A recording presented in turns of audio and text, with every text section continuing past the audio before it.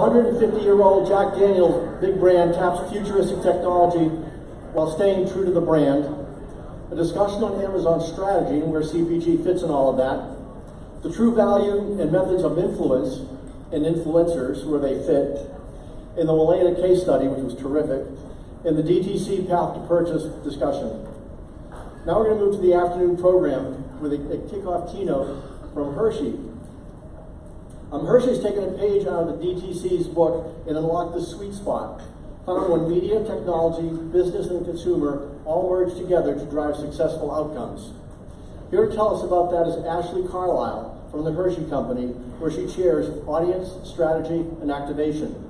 She has built and leads Hershey's robust, data-driven, consumer-first approach to media planning and targeting for the company's portfolio. Please join me in welcoming Ashley.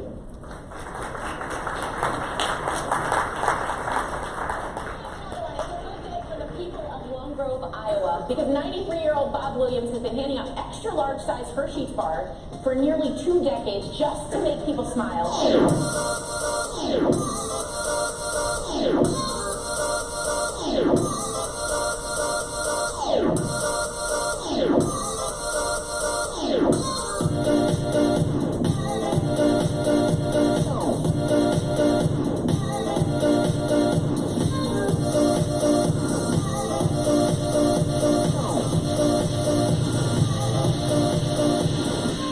Introducing the Reese's Candy Converter. Instead of cash, you put your unwanted candy in there. The machine will swap it out for a Reese's instead. If only there was a place nearby you could get one of these. Or these. Good thing they're sold literally everywhere business is done. I'm pretty sure you can buy them at a bank. Not sorry, Reese's.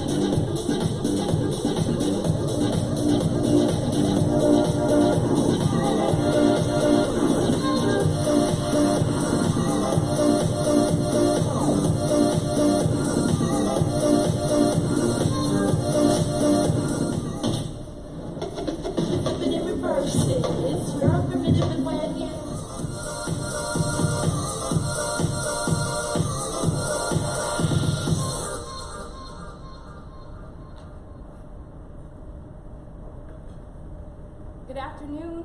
Well, let's see if it's on. Good afternoon, everyone. Good afternoon, everyone. I'm so excited to be in front of you today. I admittedly queued up our sizzle video for one reason and one reason only. I knew that we would be headed into that 2 o'clock, 3 o'clock afternoon slump after lunch. So I wanted to make you hungry for Hershey's. Advertising lesson 101, always be top of mind. So now, hopefully, when you go out during break, you'll go out and purchase a Hershey's bar. So thoroughly excited to be here. But now that I've teased your appetite with our diverse portfolio of brands, I really want to kind of tease your mind, take the next 20 minutes or so to talk to you about how Hershey's is leaning into kind of the frame of mindset that DTCs have. The understanding the quality of data that they have, understanding some of their strategic advantages that they have over us, to really dive into an audience strategy that is data first, right, and consumer first when it comes to media strategy, planning, and activation. So, start first off about where I'm hailing from. I'm hailing from the sweetest place on earth, and I lead Hershey's audience activation and strategy for the entire company, right?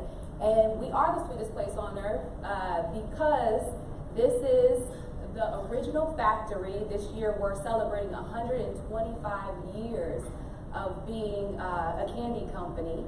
Super excited about that, but this is the original factory that Milton Hershey started his company in, and now it has been converted into our home offices. But that's not the reason why we're the sweetest place on earth. We're actually the reason why we're the sweetest place on earth is because we hail at the corner of Chocolate and Cocoa Avenue. And it doesn't get much sweeter than that, just when you think it can't, it does. The streets of Chocolate Avenue are lined with Hershey's Kisses.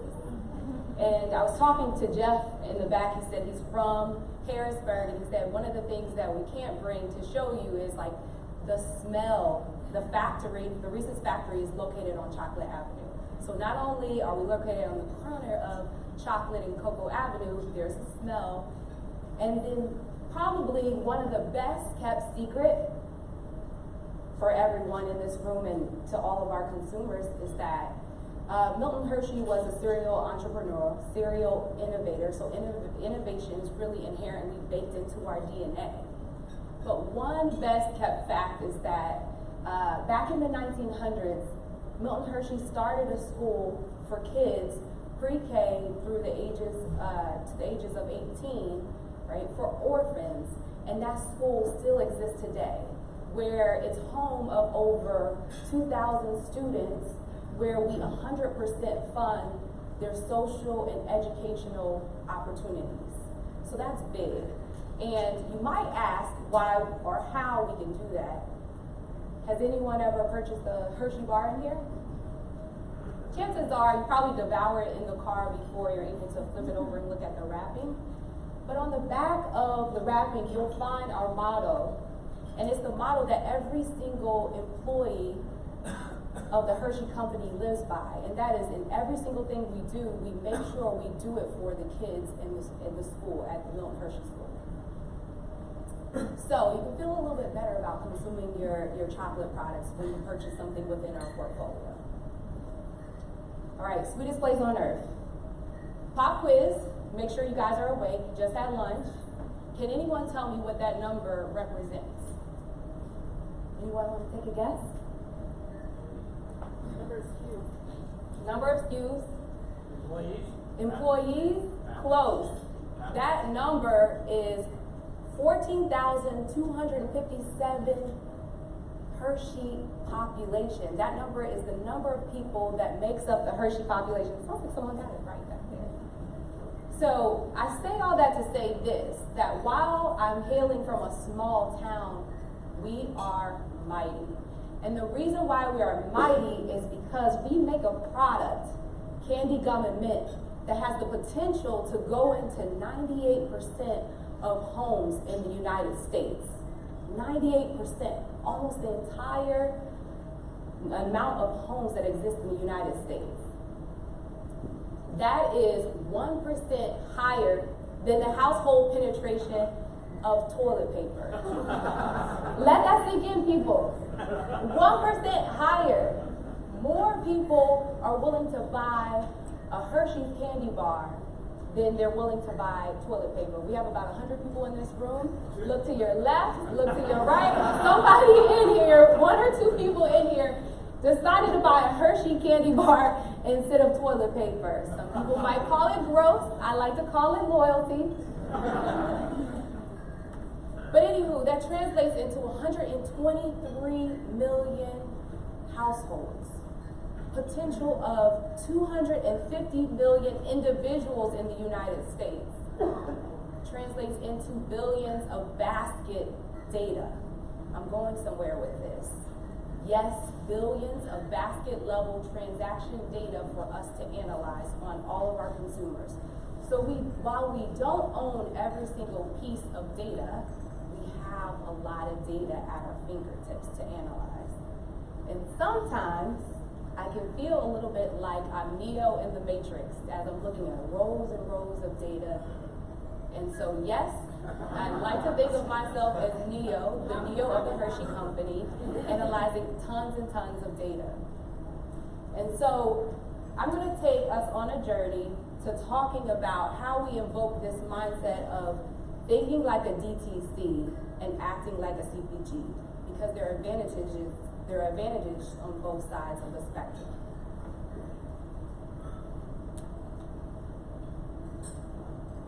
Okay, first up, my journey began 2 years ago when I rolled into this role of audience strategy and activation. And the first thing I did when I came to the seat of the table, I said, hey, for one brand, one partner, please give me the audience that we're targeting today. So I didn't come in the beginning of planning season, I came in the middle, about April. And to my surprise, I found out that for one brand and one platform, we had two audiences. One priority, one brand objective, but two audiences. And someone might ask the question, how is that even possible, right? We do all of this planning, we write one strategic target from a marketing perspective. Well, that landed us in the place because we had two, within our agency, not right, not wrong, we just had two different people buying. One person bought Google Preferred, and the other person bought TrueView. They still had one brief, but what happened was somewhere along the process it broke down. We were buying in Google Preferred maybe 18 to 49, and in TrueView 18 to 34. One was about gamers, the other was about comedy and movie lovers, and somewhere in all of those rows and rows of data where we decided to build our target, we lost track of the category. We were not even targeting food. We got so engulfed into all these other passion points, we lost track of the fundamentals. So at this point, I had a decision. One of my favorite movies, if you guys haven't figured it out by now, is The Matrix. How many of you guys have seen The Matrix? Okay, so this is great. So one of my favorite moments in the movie is where Neo is in front of Morpheus. And Morpheus presents him with two pills. He gives him the blue pill or the red pill. So the blue pill is more, he says, listen, I'm offering you a chance to continue down the road of the status quo. That's how I think of it when it comes to CPGs, right? Status quo, I could just make marginal changes, not really go down the path of understanding why we selected these two targets, but how do I get them to work in sync, right? But what kind of value would that add? What kind of improvements would that yield? Or Morpheus says you can take the red pill, you can stay in Wonderland, and you can figure out how deep this hole really goes. You can be Alice in Wonderland. Everyone can guess what pill I decided to take. Decided to take the red pill. So that launched me on this journey of understanding, okay, who are the partners looking across all kinds of verticals that do it best, CPG and D2C, who does it well? So I sat down with my agency partners, they talked to me about D2C and the value of first-party data. So another quick pop quiz, because I see someone kind of scrubbing their eyes. Pop quiz, we're all in this environment of CPG. Who in the room thinks that the left-hand side of the screen, this is your left, the left-hand side of the screen is CPG? Raise your hand. Okay. The right-hand side, who thinks it's CPG? Correct, 100%. You all aced your tests. So the right-hand side is essentially where we are and where we stood. And there are advantages and disadvantages, but if we look across the roles, we can learn a lot from each other. So starting from the very top, the largest differences were, okay, DTC smaller, you can think and act very agile. Challenge on the right-hand side, where CPG is things take longer for decisions to be had. We serve products, we have over 80 brands, and we serve it in over 70 countries. That means that alignments upon alignments, meetings upon meetings, communication can break down very quickly. So those are some of the things that I kind of mapped out in the beginning of my journey. The second piece is just a slight nuance. We don't own the funnel, we loan the funnel. But we still make strategic investments on our data that allow us to analyze the performance of our products. And the last piece, the common thread is we all have data insights. So what does that all mean? So I took this information and I said, okay, there are three things that I've learned in my journey within being the lead of audience strategy to activation. And the first concept that I thought that was really powerful to take away from a DTC perspective is thinking and acting with a farm-to-table mindset. What do I mean by that? I'll get down into the specifics, but at a high level, everybody knows Oscar Mayer, my bologna has a first name. Or if you're a foodie, farm-to-table, you think my chicken has a first name, right? Well, when it comes to first-party data, your data has a first name. For CPGs, that's not always the case. So how do I invoke this mindset that every time that we go and we activate, my data needs to have a first name, or you know that there's sausage making. So when you go from insights to activation, there's a lot of data sets that come together to make it down to a buy in Facebook, a buy in YouTube.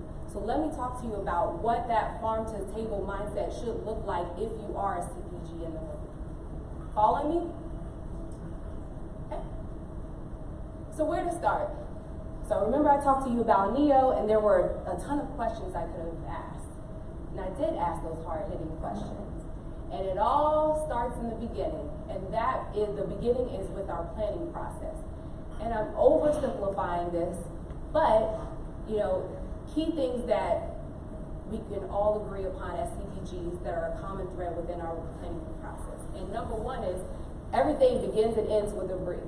So when I went to my partners at the agency, we looked back at the brief, and sure enough, the brief was written in a way that was beautifully written, and it looked good on someone's slides, but when left up to interpretation, you could definitely misinterpret what we were saying from a marketing internal language when it comes to when you finally get down to hands-on keyboard. So the brief and the activation were the two areas I decided to impact of the process. The second point is more about the activation.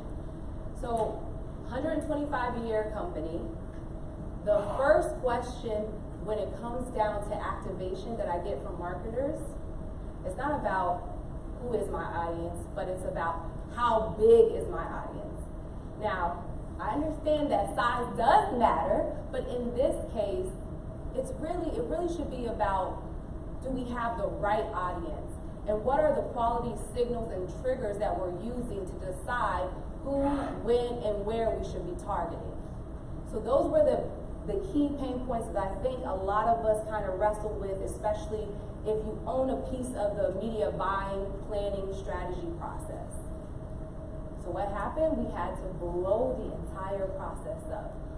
My entire team, we got in a room, my director, my manager, and then we have a comms and integrated planning person. We got in a room, we thought about how do we make sure we have this farm to table mindset when it comes from insights to activation. Audience first. So we had to invoke this mindset of, listen, we are not planning for a campaign. We are living, walking, breathing an audience first strategy and not a campaign first strategy. So what do I mean by that? We have to put a new lens on that, take you a little bit further down the rabbit hole. So those of us who live, breathe in CPG, we're all familiar with a funnel. When the consumer is first tapped and aware of our brand, all the way through to CRM management. Now, I have over 10 years of CPG experience. I spent time in marketing. I've spent time in consumer research. I've spent time in sales on the category development side.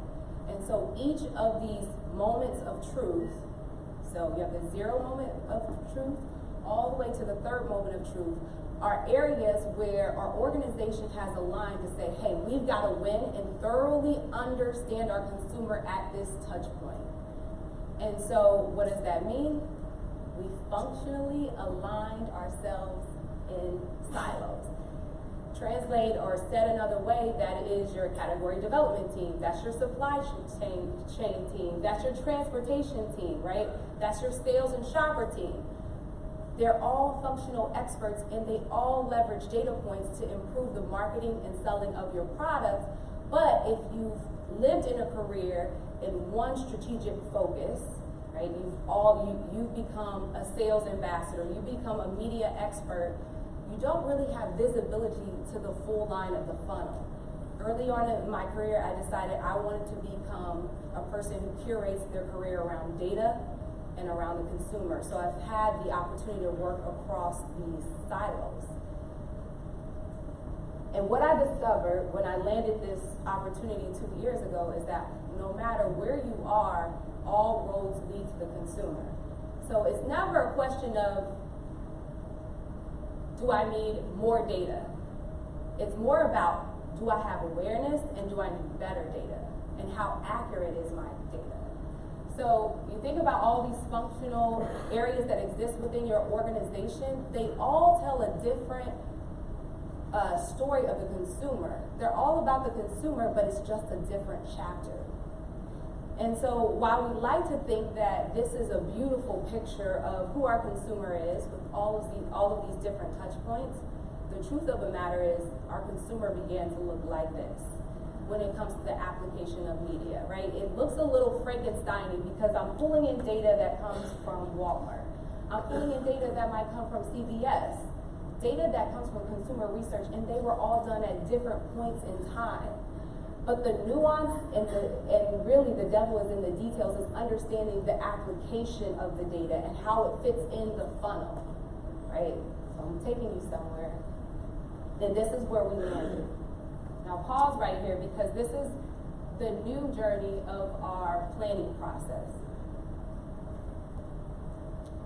Our planning process landed us in a place where we took an intersection, and this is not an exhaustive list of all the data sources that go into our audience insights deep dive, but as a CPG, you've made these investments. It's just a matter of awareness of those investments.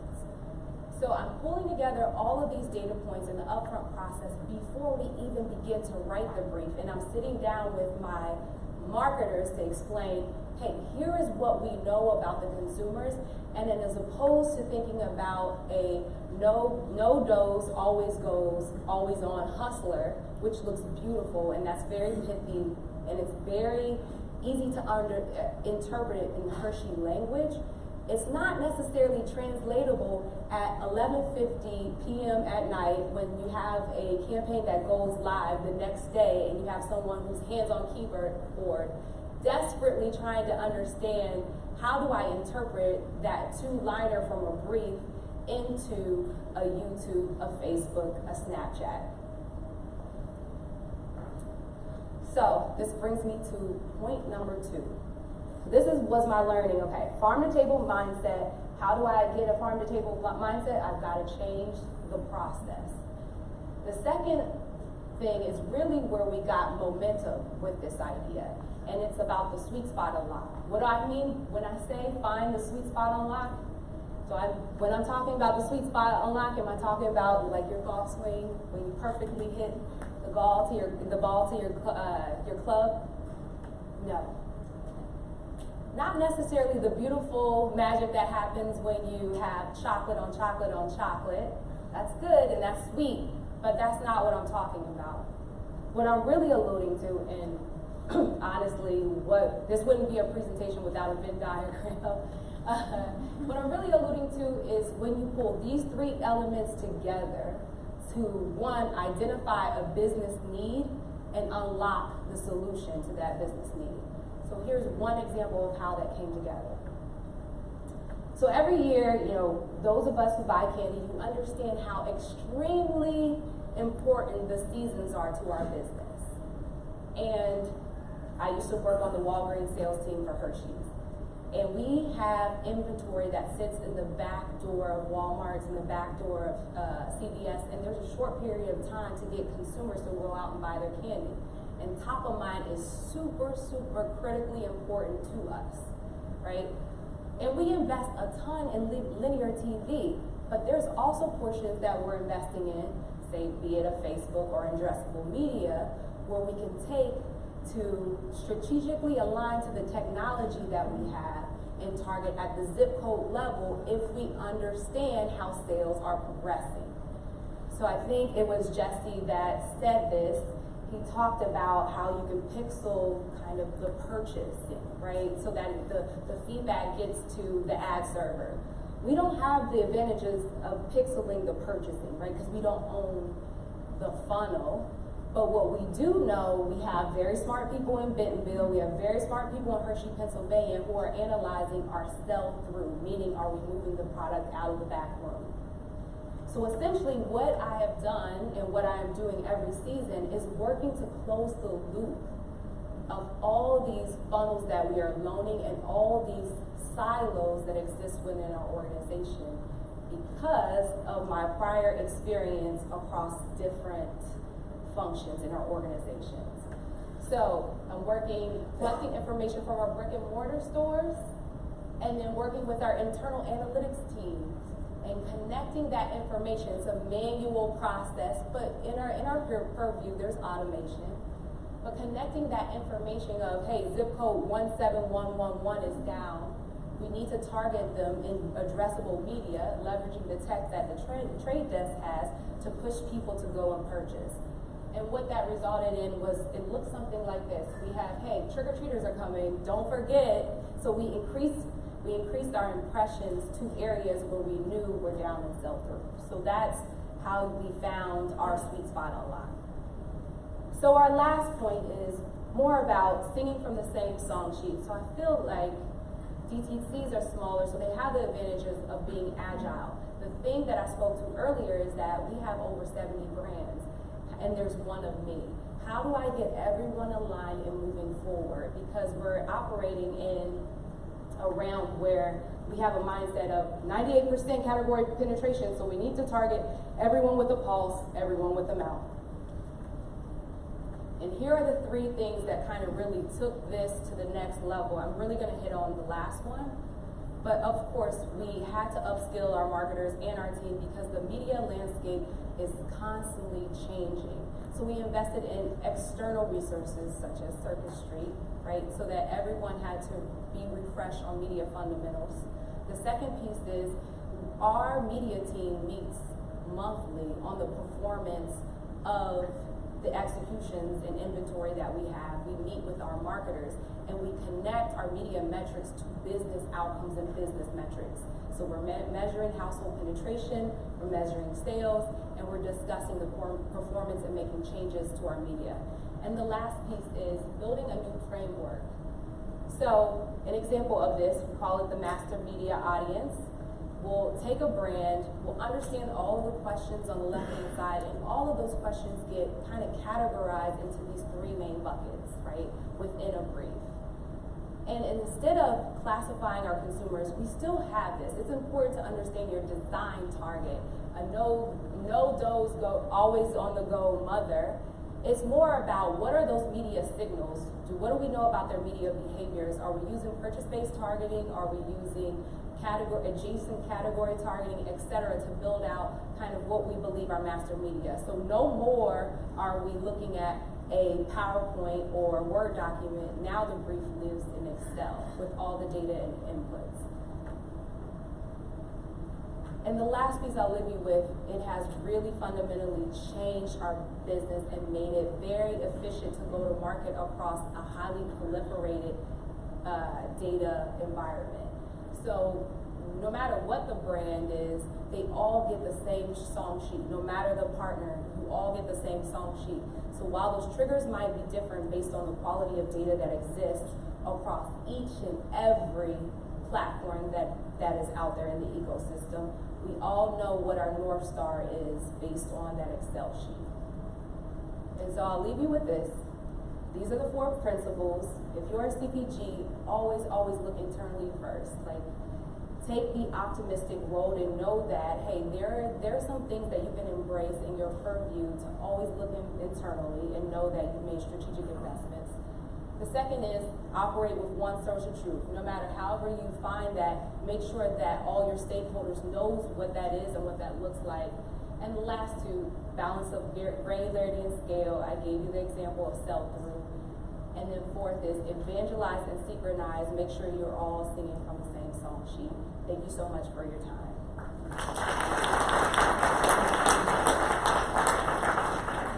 Any questions?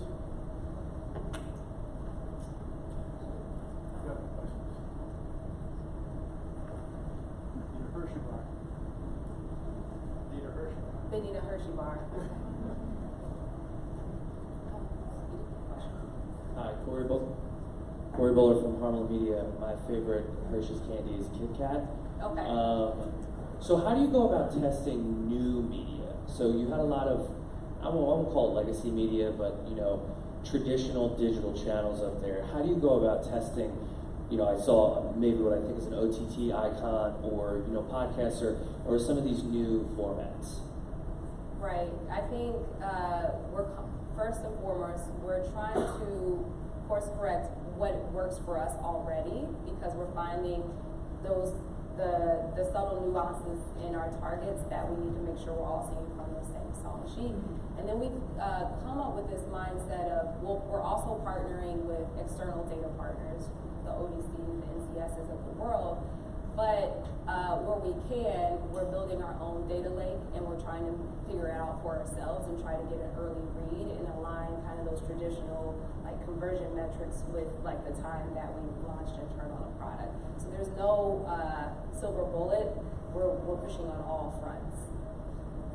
Thank you.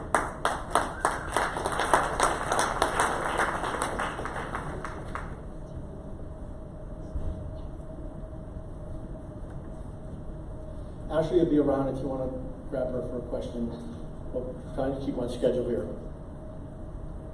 Sometimes it's all about context, as in keeping advanced technologies and shiny objects in relation to engaging with customers. Here to take us through that issue is Reed Greenberg, president of Bagmom. Before joining Bagmom last year, Reed held a number of senior positions at Kantar Consulting, as well as positions at Green Mountain Coffee Roasters, Keurig Mountain, Green Mountain, and eBay. Please join me in welcoming Reed Greenberg.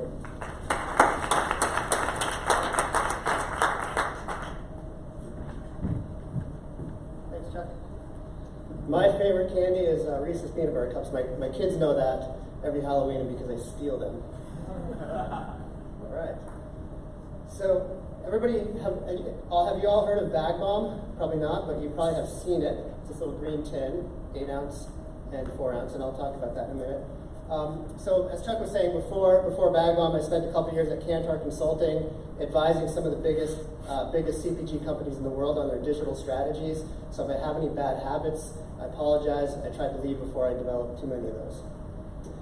So what I'm going to talk about really are 4 simple ingredients. Our product is made with 4 simple ingredients, so they're kind of the 4 things that I've done with my team at Bagmom to take it from really an analog brand and really digitize it into what marketing and sales is for 2020 as we look at the future. So number 1, we'll talk about marketplace strategies. What does that mean? How do we execute with excellence across our e-com partners and our own direct-to-consumer site? And then a lot about what we've heard already is really controlling your own destiny. Do you really want to put all your eggs in one Bezos by having just an Amazon strategy for e-commerce? I think D2C is a great way to really widen your moat. And then engage at scale through digital. What does that mean? And then be authentic and true. So we'll start out by, what is Bagmom? We are a skincare brand. We've been around since 1899. So about 5 years younger than the Hershey Company.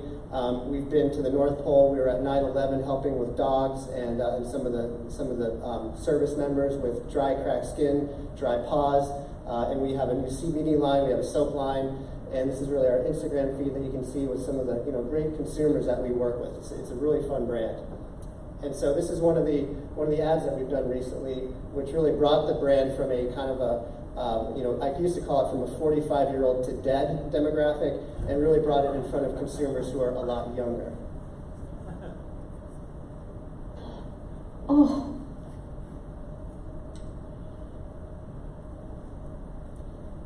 Oh, boy! Dry, cracked hands, the likes of them, hanging out of nowhere like a swarm of leaf peepers in Vermont. And this here green tin is Bagmom, the good stuff. Alleviates, soothes, and heals. Moisturizes with none of them parabens and sulfates and phthalates. Thanks, Bomb Squad. Ain't nothing, man. Okay, can you leave now?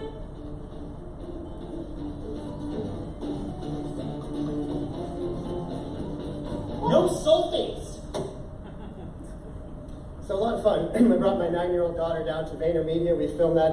I've actually 4 videos in a day. It was a ton of fun. So what I want to talk about really is how do we think about the retail landscape and what the shopper of today's day and age looks like. What do they want? What do they think about? And really that helps us set the foundation on how we go to market with our digital channels. What I like to call is really the Fab 5, is what is today's digital shopper looking for? How do we interact with that? And this is what my team has really been focused on. Number 1, limitless selection. So if we look across the board, where can we find retailers that have a limitless selection? So you think about You think about Walmart, you think about Amazon, you think about even Costco. Limitless selection, that's one area in which we can coordinate a conversation with our shoppers. Number two is value. I feel like I'm getting a good deal. This is definitely shoppers are interested in this. So we look at things like TJ Maxx or even some of the dollar channels. And yes, those aren't really digital plays per se, but digital is how we can influence in-store purchase behavior by leveraging some of these value channels. And then convenience, so things like Prime, Growth Collaborative, where it's a subscription-based platform. These are ways where I can set it and forget it. I know the toilet paper is going to come every 4 weeks for my household. I don't have to worry about it. And then trust. So again, trusted brands. 7th Generation, for example, Tom's, Birds, even us, where it's a brand that you can trust, that you feel good about buying them. They lock you in for life, hopefully, and you don't have to make other purchase decisions because it's really a brand that you trust and you believe in. And then number 5 is the experience.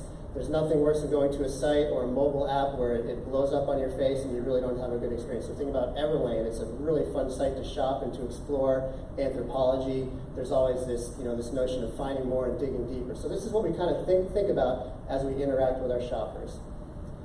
And then a real interesting chart right here is really this massive shift in retail. What has happened in the past 5 or 6 years? These are all quarters of revenue and revenue growth per retailer. And you can see, if I get this pointer to work, guess not.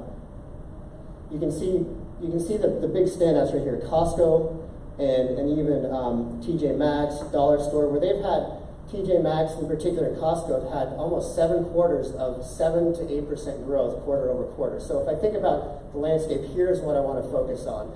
And if you look at some of the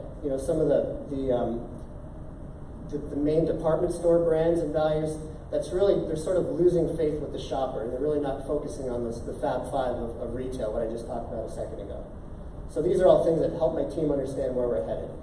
And then the final piece is this notion of omni-channel. It's a buzzword. It's used over and over again. I'm not really a big fan of it, but what's we talk about.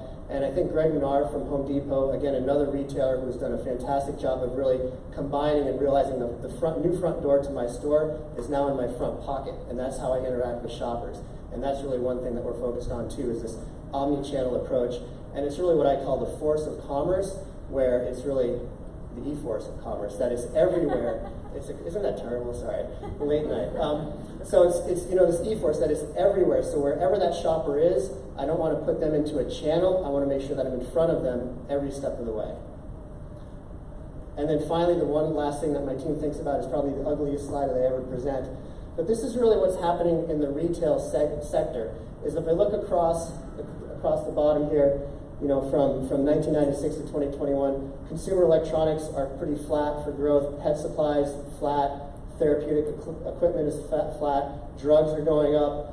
Alcohol away from home, and that may or may not be a health and wellness play, but regardless, that's on the rise. So if I think about these categories of growth and categories of flatline, what is it that we want to play and how do we drive consumer behavior? And really what we're seeing is experiences. Somebody said that a little bit earlier today, is consumers are more interested in buying experiences, less about stuff, more about experiences. And how do we make Bag Bomb an experiential brand versus just buying something off the shelf? So there's really a whole lifestyle to our product that we're thinking about. So number one, marketplaces. Absolutely have to have a marketplace strategy, and this could be everything from Etsy to Lazada. If you're in Southeast Asia, if you're thinking about eBay, Target just launched a marketplace. So our first and foremost marketplace play that we started on August 1st, when I started last year, was really Amazon, and figure out how do we go to market with e-commerce ready items that will not interfere with our great brick and mortar retailers such as Walmart and even Target. So unique, they're multi-plat, they're low weight to high price ratio. So we've launched things like hemp and arnica. This retails for $49.95. It's 2 ounces, costs us about $4 in fees on Amazon to ship, so not that much. And then we've got kits and bundles and multi-packs. So the first priority is Amazon as a third-party seller, much easier. And then Walmart is second, third is Target, and then fourth is eBay, and then potentially Target as they start to ramp up a little bit more. And the other piece too is if you're not focused on a marketplace strategy, somebody else is, and they're selling your product for you, even if you don't know it. And what you end up with is something like this. $27.45 for an 8-ounce tin. We retail it for roughly $9.95. That's what it sells for. It sells for $7.49 at Walmart. So some third-party seller is selling this. Somebody's going to buy it. They're going to see it at this price. They're going to be pretty pissed off that they just purchased that. Give me a bad review. And then this, another one, third-party seller on Amazon, empty package. I don't know who shipped that out. I don't know what seller, where they're buying it from. But there's this whole supply chain, leaky supply chain that we are working very hard to solve for and fix. Anybody experienced that before? Familiar with that? Number 2, direct-to-consumer. We've talked about this a lot today, but I think direct-to-consumer is absolutely a place you want to play, regardless of what type of product or brand that you have. When your CMO or your chief revenue officer asks you, why should we be doing direct-to-consumer when 98% of our business is through brick and mortar? You've got some reasons right here. Number 1, first-party data. We've just been talking about it. Ashley just spent half an hour talking about it. That you've got the ability to have a one-on-one conversation with your consumer. They're going to want to buy from you because they have that relationship and they trust you. And again, name acquisition and CRM is what it's about. We've grown our email database in our CRM 2,900%. I just pulled this number for a board meeting since August of 2018. So a great number. That's what we're really focused on, is growing that database. New product launches. Must do for sure. 50% of CPG growth through 2025 will take place through e-commerce. Not necessarily direct to consumer, but some type of e-commerce channel. And again, for us, we launch a product, we figure it out if it works. If it works, great, we'll push it forward. If it doesn't, we'll tweak it. But once we get some momentum, we get reviews, I can then take that to CVS and say, CVS, we are selling the heck out of this new CBD product. Are you interested? And they say, actually, we are very interested. And that was a conversation I had last week. And again, 75% of new product launches fail, so we should all be testing and learning on our direct-to-consumer channels as a way to kind of bring new products to the market. And then again, build loyalty and relationships. Many shoppers, as we know, like to shop from the mothership. They think it's fresher coming direct from the manufacturer, or they have a direct relationship. We charge $6 to ship an item under $30, and you would be surprised how many people buy our 8-ounce tin for $8, pay $6 for shipping, when they can go right over to Amazon and get that for free. People just love to buy from us for that reason. And then number 4 is a powerful sales tool for retail partners. I kind of talked about that already. Part of it is building scale, but I can go to our retail partners and say, hey, we are going to use our CRM database of direct-to-consumer customers and market to them on your behalf, saying, come buy this at Walmart if they're within 60 miles of a Walmart, or 30 miles for that matter. So it's a great way for us to build relationships, channel mitigation, all the stuff that you know about. And then number 3, engage at scale via digital.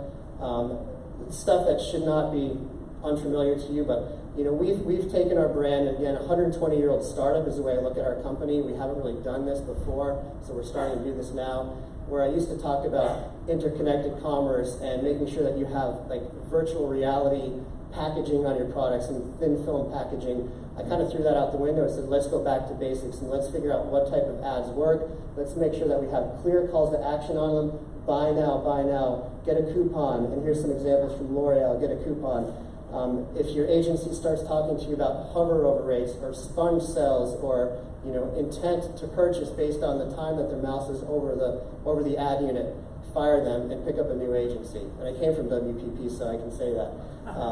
And again, focus on making sure that you've got really key metrics. And I think Andrew talked about this, is how many people opened up my email, how many people actually clicked to the product detail page, how many people actually purchased. Those are kind of the metrics that you want to focus on. Having a direct-to-consumer site gives you that frontline data of knowing what ads will really work. You can roll those out to your retailers when you hand them off ad units as well. So bounce rate, open rate, click-through rate, e-commerce sales lift, unsubscribe, these are all key metrics to focus on. And you can see right here, I didn't put down the dates, but this is really the end of 2018, as we headed into this year. The bottom, the orange is sales from last year, the blue is sales from this year. We turned on a pretty significant campaign of driving people to Walmart to purchase, and this is the Walmart week-over-week POS report that you probably receive every week, that I do too. So we see that it works, and it works really well, and we're excited about it. So is Walmart. And then number 4 is be authentic. Is we are not, although yes, we are marketing to a younger demographic, and I learned that because my daughter, my 15-year-old daughter, said that she loves Bag Bomb and her friends love Bag Bomb even before I started. So that was kind of an insight to me. So, but we still want to be true to the heritage brand on who we are. That we were made for cows' udders in 1899. Farmer John came home one night and his wife said, "Hey, you should really make this for humans too." So they started making it for humans, and it's been this authentic brand. We don't hide the fact that it was made for cows' udders, for chafing and for cracked skin. And again, Raquel Welch, I'm not sure, I won't get into details on that, but pull the other one. So 60s pinup reveals udder ointment to really help her sex appeal. So, she's been using it forever. Shania Twain uses it as one of her beauty secrets. And then Lee Bosworth, if you're familiar with her, she talked about it on a recent clip, and we're featured with Aveeno and some of the best brands in the world together as a real beauty brand, an authentic beauty brand. But at the end of the day, this is really... I can remember my father having a can of Bag Bomb on the windowsill out there back when I was a little kid. And I can still see it sitting there. First memory of the green tin coming out, the unique smell of the product. But Bag Bomb is one of those classic Vermont brands that just screams authenticity.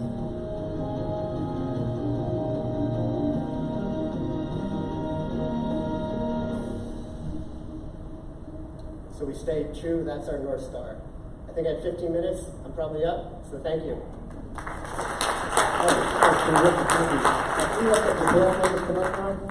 And Reed's going to be on the panel so we can take questions that way.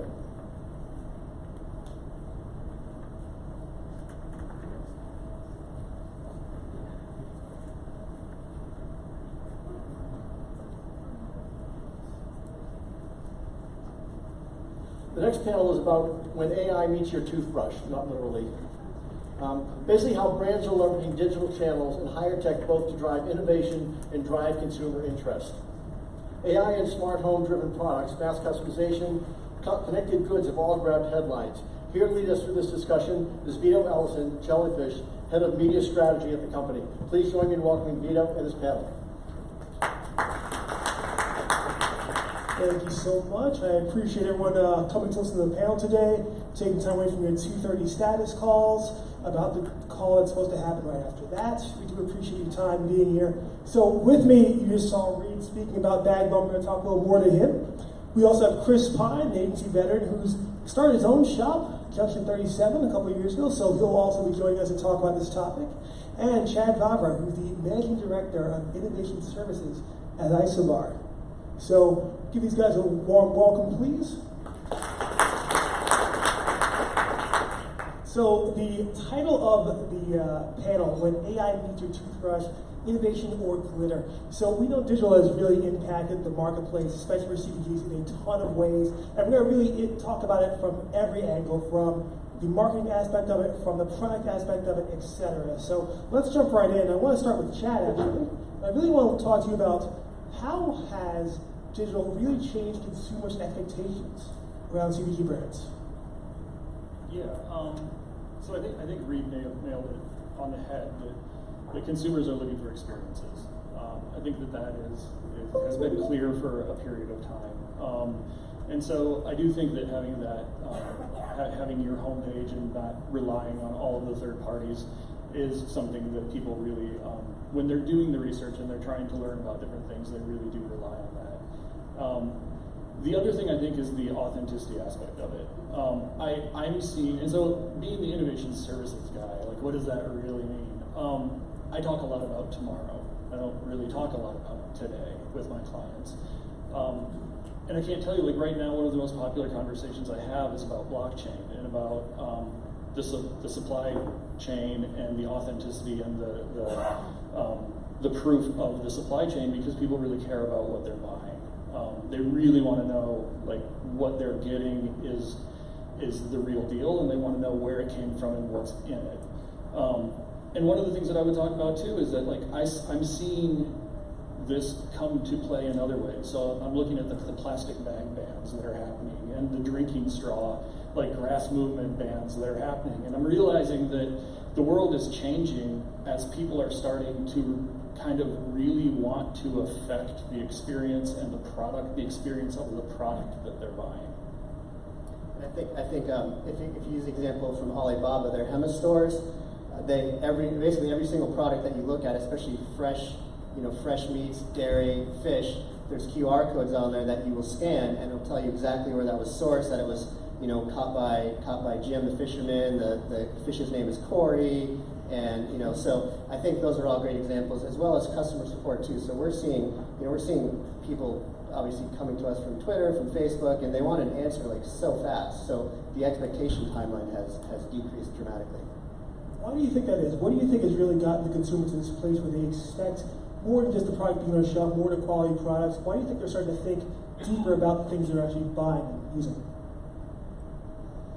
Trust. For me, I think it's trust. There's been so much greenwashing out there and brand misidentification that consumers really want to know where their stuff is coming from, and that might not resonate so much with the boomers, but certainly Gen Zs, millennials. We're seeing that, millennials and Gen Zs. We're seeing that more and more.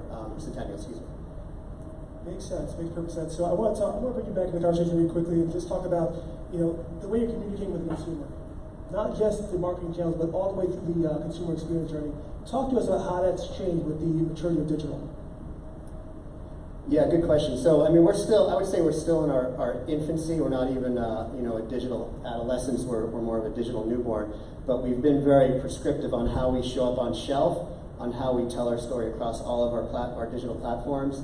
So really, it's just a storytelling that we had some insights that the consumer that we are actually working with is not necessarily 45 to dead. They're actually 15 through dead. 15 through dead. 15 through dead. That's a great Nielsen age break. It is. So we kind of have catered our story a little bit to appeal to a younger demographic, and it seems to be working. That we're seeing young females, for example, posting about us and talking about us and their beauty tips, and so it's been fun to kind of see that change. Chris, let's get you into the conversation a little bit here. So we've had, you mentioned a phrase we talked about the other night that I've used a few times, which is digital's where the audience is. We know it's where the consumer's really going, but at the same time, TV tends to be the biggest volume driver. How do you square that conversation when you're talking to your clients, the brands you're working with, to really help them see the value? Well, I think it really comes down to the fact that we still separate traditional media and digital media, right? There is no separation. There's no need to have separate conversations. There just happens to be people with different skill sets, right? The consumer is where the consumer is. All they've done is proliferated into lots of other different screens, and that's the kind of conversation that we need to have with clients. I find it really interesting because we're lucky enough to work with kind of big CPGs that are looking at DTC and DTC that are looking at big CPG. And you're all looking at each other and going, how can I do what they're doing? The reality is that you are all really smart and can learn from each other. I think when we look at the consumer experiences that we're trying to create, we have to go back to no fear of digital. You're not digital, like junior. You know what you're doing. You're working with a great agency. That's you understand what the consumers want and the consumer experiences want. I think the biggest issue that we have as a whole when we're trying to sell it to our most senior people is legacy, right? Big CPG has big legacy, and it's difficult to sell to the sales team when they can see that TV is driving velocity at shelf every single day in, day out. How then do I layer in other different media channels? How can I prove that?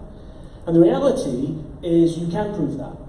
The problem is the measurement's not so awesome, right? The measurement that you have out there is great for DTC brands because you've got a closed loop and attribution works and you can see every single step and how things are pushing through the funnel. It's absolutely awesome and we're great.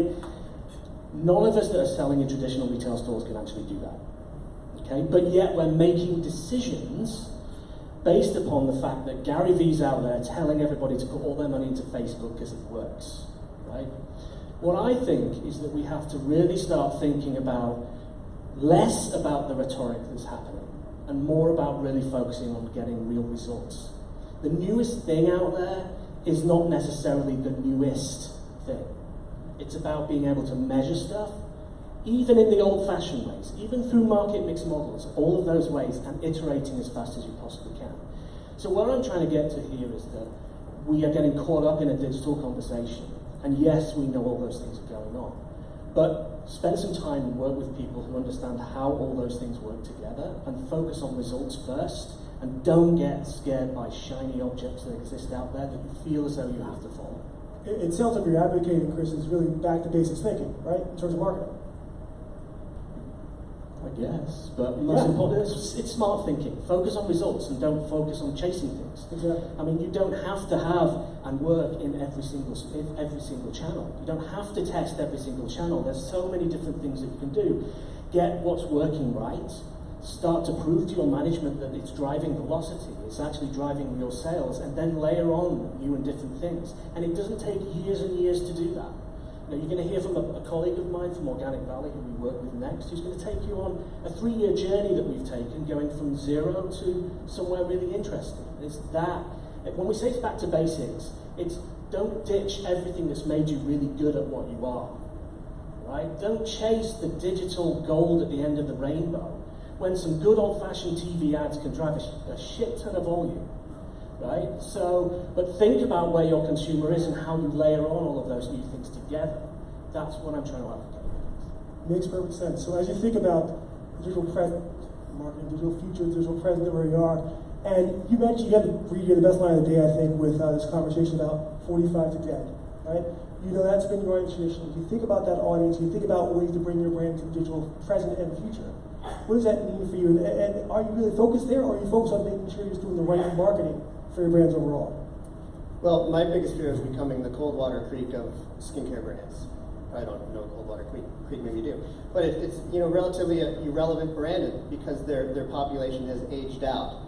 I did not want that to happen. So we do not, our main objective is focus on the core, focus on our core consumer, which is that 45 to 75-year-old female, because you probably all remember your grandmother had a tin of Bag Bomb on her countertop maybe. And so that's really our North Star. But we also wanted to start to nurture and develop, just like the tobacco industry does, markets to young kids. We wanted to market to young kids. Watch yourself. And make sure that we had that pipeline filled so that by the time they became 20 and 30, they were preaching it to their children as well. So that just shifted us a little bit how we went after that demographic, and it looked like, what was interesting is our heritage video, the one that you saw last, that actually resonated with the younger audience more than some of the newer stuff that we thought. So that was an interesting twist. So we did some test and learning. We went heavy up with the heritage video. So as you think about that, I mean, you talked about the heritage video, the heritage being what really resonates, the fact that the product's been around forever. Do you think that's an advantage in this digital world? Do you think that the fact that you are already established really helps you, or do you think it's really neither here nor there? No, I call us the biggest, littlest brand in the world because we have huge awareness, and I think people, what we see on, I remember when I was switching roles and I posted on LinkedIn, who's heard of this, and my LinkedIn feed just blew up. Like, I remember that brand when we went to the beach with my parents and they used that for us, and it just became this nostalgic brand that people maybe had forgotten about or they remember but don't buy it as much, and it was just tap them back on track, and suddenly we're building the cycling again. So I think, to your point, we have so much upside because we are a nostalgic, true brand that's not trying to come out of thin air and be this, skincare brand, out of thin air. So does that mean no VR? Yes, we are going to do some VR with a cow udder that when you put this VR on, you can learn how farmers know. I can help with that. Chad, you've been quiet for a minute. Let's bring you back to the conversation a little bit. As we talk about all these cool things, AI, VR, chatbots, they're all useful, they're all cool. I'm sure many people in the audience have experimented with them for different campaigns. I know we have on businesses I've worked on. I'm curious, how do you talk to people you're working with about making that decision? Because there's so many things out there, it's changing day after day. How do you decide what to go after and what to say, you know what, let's wait and see, let's maybe hold off on doing that? Yeah, conversations that I have all the time. And so, probably two different ways that I kind of come at this. And I think that some perspective is maybe the first way. And I'll share a quote. It's my favorite quote in the world. It's from an author named Maria Popova. And she says, critical thinking without hope is cynicism. But hope without critical thinking is naivety. And so when I think about those technologies, I can be hopeful for those technologies, and I can think about all the cool things that those technologies might do. but I have to apply a critical lens to it. And so how do I apply that critical lens? And it really comes back to data. And so when I think about the use of data, I'm not really thinking about like the KPIs. I'm thinking about data from an experience perspective. And so the way that I structure it is I say data can be descriptive, 500 people did this. Data can be predictive, which is like, well, 300 people did that a month ago, 500 people did that last week, the next number you see might be 700 people. It's predictive. And then it can be prescriptive. Well, if 700 people do this, you should probably do this now so you're ready for those 700 people. So I look at the data and I think about a lot of the, what can we do with this? And then I start to think about the tools. Then I start to think about, well, knowing that, is VR going to better make that experience better? Is blockchain going to fix that problem? Is, right, and at the end of the day, they are just tools.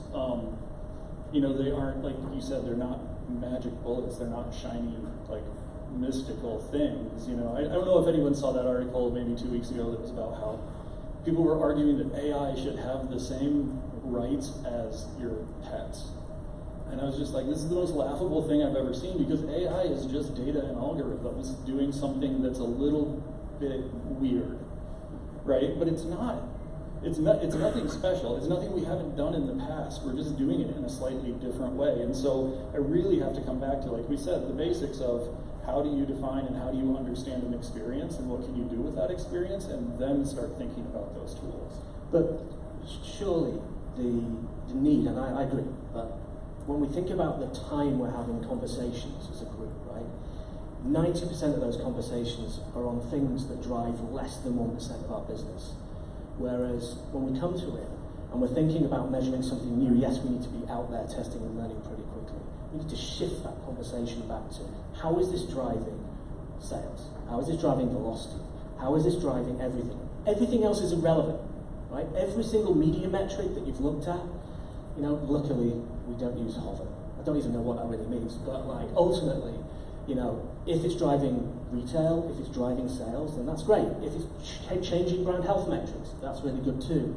I just find it very difficult, and this is a conversation to reconcile going to a client who are 2,000 Amish farmers, or going to Hello Products, who I'm trying to teach digital to Amish farmers, it's very difficult. But then also, you know, speaking to Hello Products, who are new up and coming DTC, right? But having the conversation with them about, and they want to know, what is the thing I need to focus on? What is the most important thing that's going to be for my business? Is it Amazon first? Ultimately, it's simple. It's how they know us, what our mission is, where they need to buy and how they need to buy. It's that simple. And if we can put those metrics behind, or at least those steps behind our innovation, and prove that around actual retail sales, then we'll be so much more successful than we'll be. And I don't disagree with that, but I will give the example of a client that I'm working with a lot. They are very big. They are they're the Air Force, all right? 770,000 airmen. We've heard of them. Yeah, you've heard of the Air Force, right? There's 770,000 customers, employees, whatever you want to call them. One of the things that we're dealing with today is the cloud. So they come to me all the time and they say, if I knew how important the cloud would have been to my business 5 years ago, I would have made a lot of different decisions. Like, I wouldn't have done all these things. And so, while I completely agree, I also will say that 5 years from now, you don't want to be you don't want to be playing catch up. How much of the conversation that you're having, either yourselves or with your brand partners, do you think comes back to that period where people miss the internet? And there's just that fear of having that happen again. Do you think that really plays into just that, ooh, we messed up that time and now we really got to make sure we're on top of everything going forward? Or do you not feel that way? Miss the internet is probably too broad, right? like I mean, I think at this point it's I think that that's probably too broad. I think that I think Google Cardboard is a good example, right? There were a lot of people that sort of said, let's go do something on Google Cardboard to kind of like showcase our brand, because it was they didn't want to miss out on VR. And so obviously, like, you know, if you look at the Gartner hype cycle, you know, the VR has kind of started to kind of hit that trough of disillusionment, and it's maybe kind of coming out of it now. So I guess what I would say is that no, it's not an I missed it, it's more a when should I get into it? It's more an understanding of like when's it appropriate, and what I would say, and what Gartner will tell you, the appropriate time is when it's coming out of the trough of disillusionment. You know, it's the blockchain's a really good example because it's coming out of that trough right now, and cryptocurrency is like not what you should care about. Like that is not the important part of blockchain. The other parts of blockchain that allow you to have this immutable record that no one can change and nobody can lie about. That's the important part of it, and that's what the world is finding now, and that's where I think people are going to look back and go, I should have gotten into that sooner if they don't do it now. Totally fair. I want to shift gears slightly, and Chris, let me ask you. There's been, over the last couple of months, years, a comeback, if you will, around privacy. And a lot of times we talk about digital marketing, we talk about data in a heavy fashion. As you think about privacy, how do you think that the change in attitude toward privacy is going to really affect everyone in the room as digital marketers? Well, I think it already has. It's definitely happened overseas, as we know. We've talked that to death. We've got to embrace it, the reality is. We're becoming paralyzed with all the data that we're collecting and how personal that is, you know. And there was a great thing, did anyone go to the upfronts yesterday? Like the new Disney upfront, this mega conglomerate. Kimmel basically says that people are using data to ask people who've just bought a pair of shoes to buy a pair of shoes, right?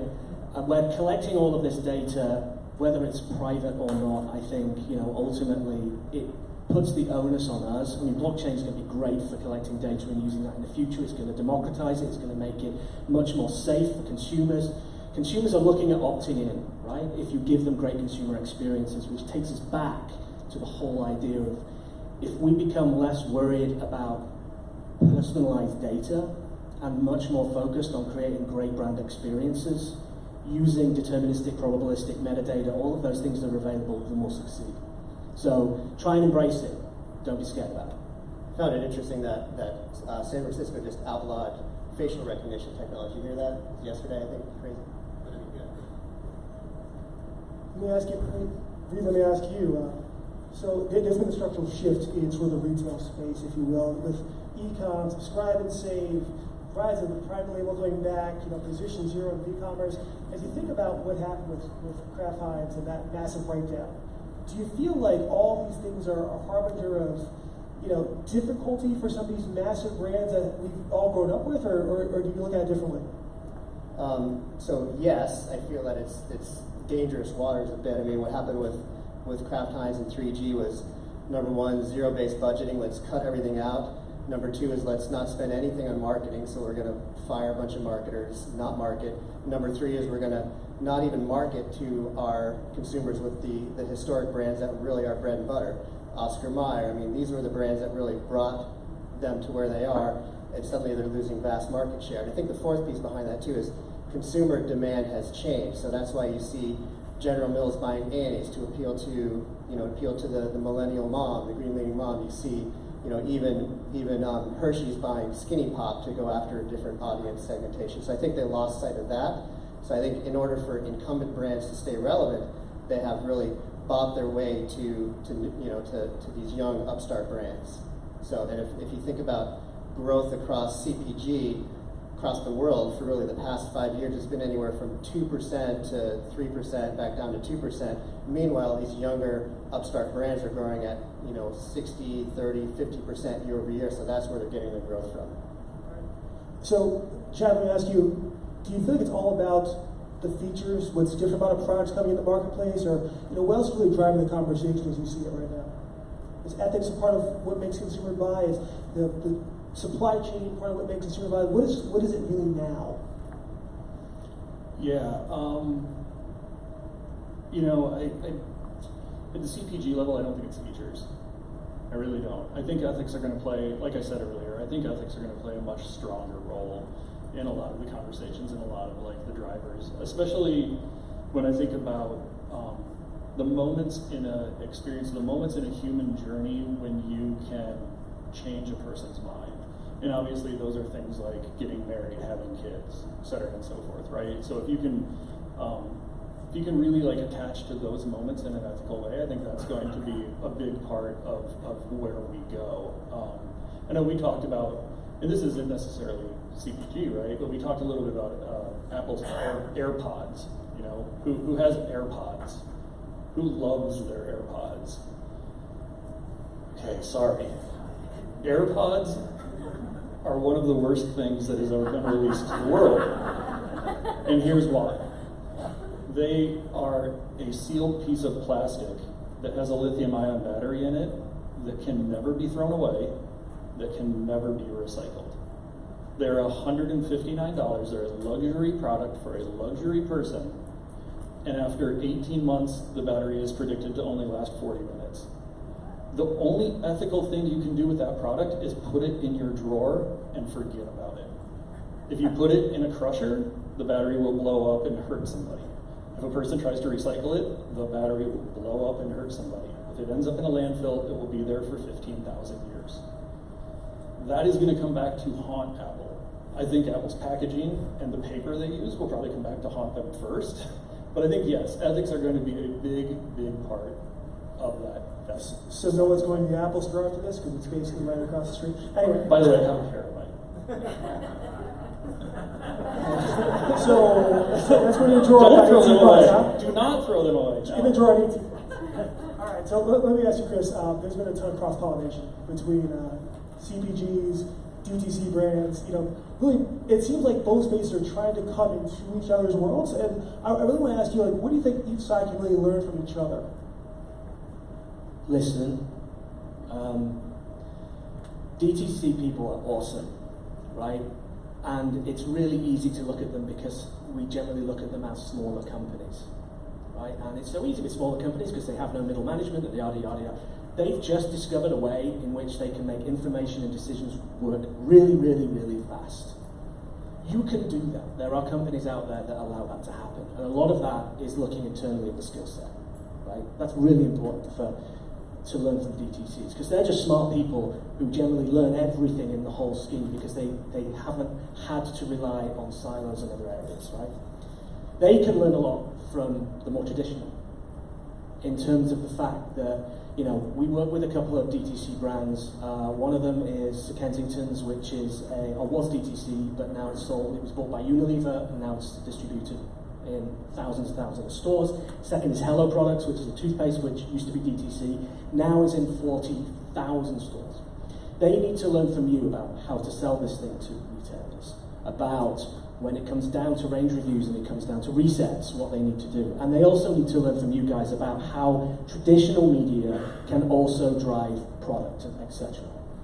Absolutely, thank you. I want to really quickly, thank everyone up here for their time today. I want to thank all of you for your attention. And now I'm going to turn it back over to our moderator. Thank you. Thank you. Great job, guys.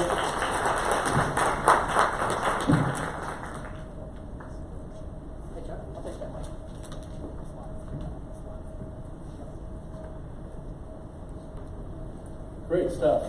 We're now going to have a 10-minute short sponsor presentation from Waves, from Terry Milstein. Then we're going to have a networking break, and then we've got 2 killer case studies to follow that. Terry.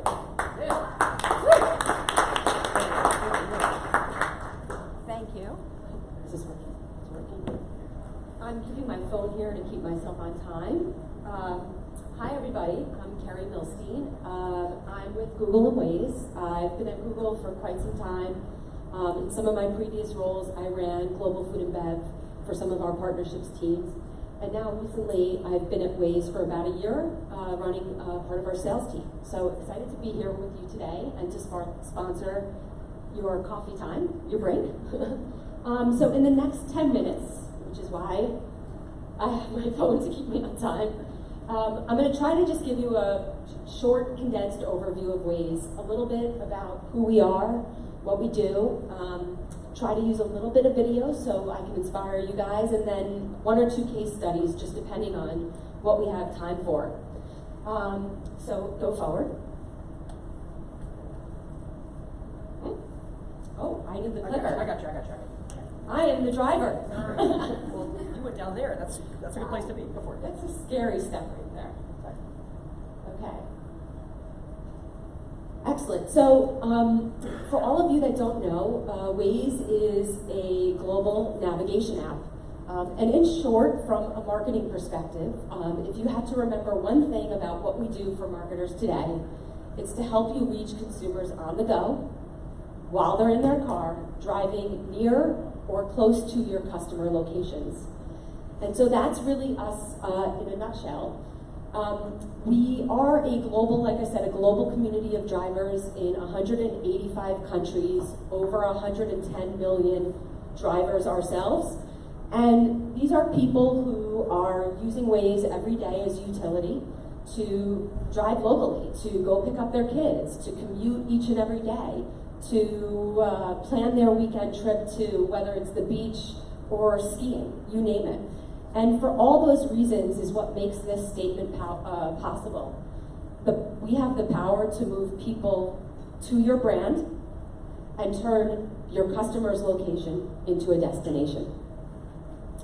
Next one. So this is something that's probably very familiar to you. Even with I know there's a lot of DTC conversations going on here today and a lot of testing in commerce, but still today it still remains, regardless of all the education and research that people do online, over 90% of sales are still happening in offline channels. And so we believe we're one of those niche platforms that can really help you get people to your customer doors and drive sell-through. And the way that we do it is a very, very simple formula. We really call it our three-part formula. The first is allow you to highlight your customer locations where your products are sold, whether it's one channel or 40 channels, and you'll see we have examples of all of them, so that people know as they're driving where they can get your product. When you see surveys done around how you make a frictionless shopping experience, many times you will see on those survey results that location, knowledge of your location, is a challenge, is a barrier, and it's no surprise that's why store locator is part of search results and prominently moved up on people's websites. The second is store messaging. So we have the formats and we have the utility to help consumers, our drivers, understand what is happening with your brand near and around these stores. Very similar to what we would call probably like a shopper marketing play. So whether it's promotions, specials, deals, offers, you name it. And then finally, we back that up with measurement, with the metrics that you care about. So let's go forward. So here are some of the key KPIs that we know you all care about, and some of our performance to date. The first is, are people seeing my ads and resonating? And the answer is yes. According to our internal surveys, we see 115% average ad recall rate on our ad formats. And the reason is, it's very intuitive actually, which is that you might not know this, but we don't serve ads until a car is stopped for 4 seconds, which is generally when you look down to get your next left or right turn that you're supposed to take. And so by definition, you see our ads because that's when you're using the utility. So it's very interesting how that intuition can be backed by data. And the second in our core KPI is store visits. So we partner with one of the premium third-party partners in the marketplace, which is called Placed. And they measure our platform for third-party attribution to store visits. And so what we're seeing in this stat is that across the 34 campaigns that we've studied so far that are driving to either retail, grocery, or gas and convenience, we're seeing a reported incremental store uplift of nearly 40%. So 4 out of 10 are driving incremental visits of impressions. So this is where I'm going to say, can someone hit play? Because we're going to show you a video to try to bring it all together. Waze is the world's most powerful destination-based marketing platform. As a human movement company with over 110 million users, In more than 185 countries, Waze has the power to move people to you and turn your location into a destination. By surfacing deep consumer behavior and driver insights that no other brand has access to, Waze is the premier tool to help consumers at a time where your brand will be relevant, resonant, and can even anticipate a user's needs. This gives Waze the unique ability to exceed in industry benchmarks for Lyft in-store visits across all key categories, with measurable results. McDonald's had 8,400 navigations during its 8-week campaign, reinforcing its out-of-home messaging. And we learned that drivers who were exposed to ads on Waze were 37% more likely to go to point of sale versus drivers who were not.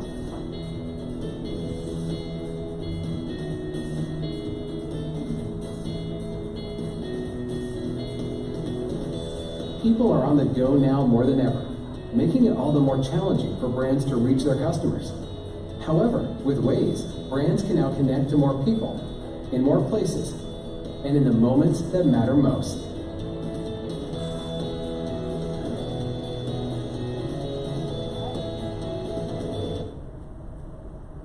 So what I'm going to do, because we have 2 minutes left, I'm not sure if anybody's hungry for McDonald's right now, because that was like all over the video. But we have 2 case studies here for you. I think we have time for one. So by show of hands, we have 3M or Mountain Dew. Any preference? But I think I'm going to go with Mountain Dew. So Mountain Dew, I think you all know, is a PepsiCo brand. And we worked with their shopper marketing team along with their commercialization team to help them kind of optimize or maximize an opportunity that they saw in their sales data. So Mountain Dew, their sales have been declining. It's not a surprise, and it's basically for the entire carbonated category. But what they saw in their data was that they were seeing a spike in sales in the 6 to 8 a.m. morning time, which means that there are some consumers, probably young men, who were buying Mountain Dew potentially instead of when I would drink my 4 cups of coffee. And so, additionally, they know that convenience and gas is their highest margin channel because that's where people come and they're not worried about price sensitivities. They're also willing to buy the largest pack size of any kind of impulse brand. And so they came to Waze and said, we want to do a takeover of January, where we want to own the convenience and gas drive-to-store category and support our Mountain Dew initiatives during the breakfast time and get people to go and buy Mountain Dew at their convenience and gas. And so what you're looking at on the left is the 40-plus convenience and gas brands that the program ran on nationally.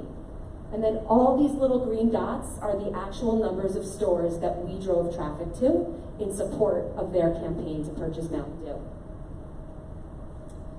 And we did this through just a couple of our standard ad formats. The first on the left is pins. So we were able to pin locations of Mountain Dew where these convenience and gas locations were as people were driving along their route, whether it was their commute or dropping their child off at the arcade. And then additionally, we were able to, when someone was stopped, serve that same message, which was to promote, but purchase this and reroute now.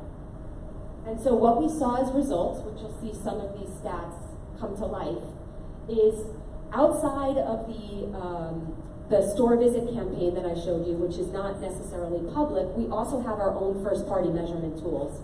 And so through our first-party data, we were able to see that we beat the ad call benchmark of 115 and nearly doubled that at 203%. That's probably because we ran an ad everywhere we possibly could against a grocery. And the second is there was over 1.3 million engagements with the ad, but most importantly is that 561,000 people navigated to a gas and convenience store within that month that the campaign ran. Hopefully in order to buy Mountain Dew and every other thing else that they would tack on in their basket size. So we're super excited about that campaign. This is generally how we work across the board with CPG brands, whether it's for brand activations or shopper marketing initiatives. And so I hope you will thank me or be excited with me as we wrap up and say, we hope we can become the destination for your brand.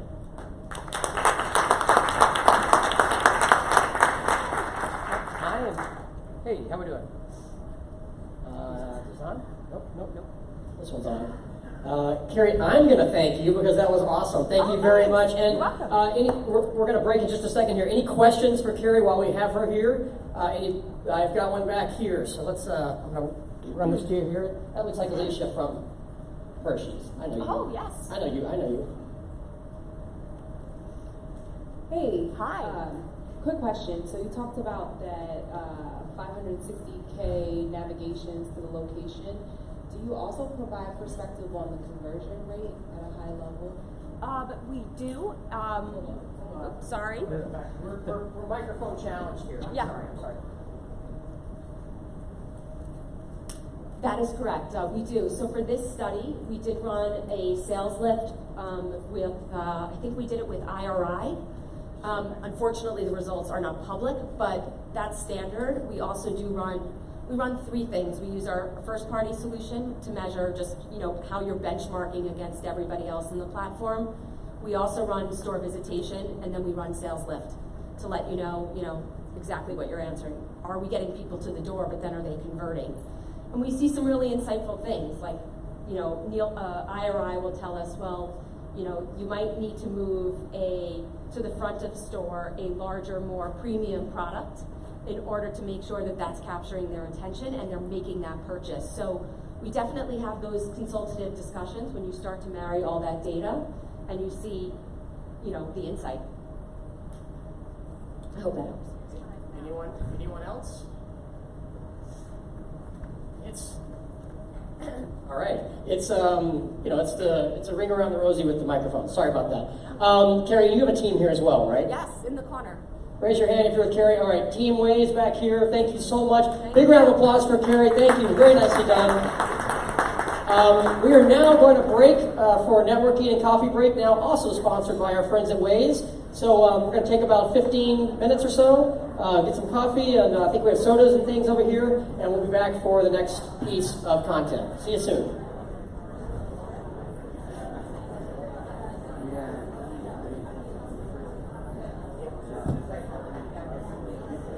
So you see like 3 people on the road.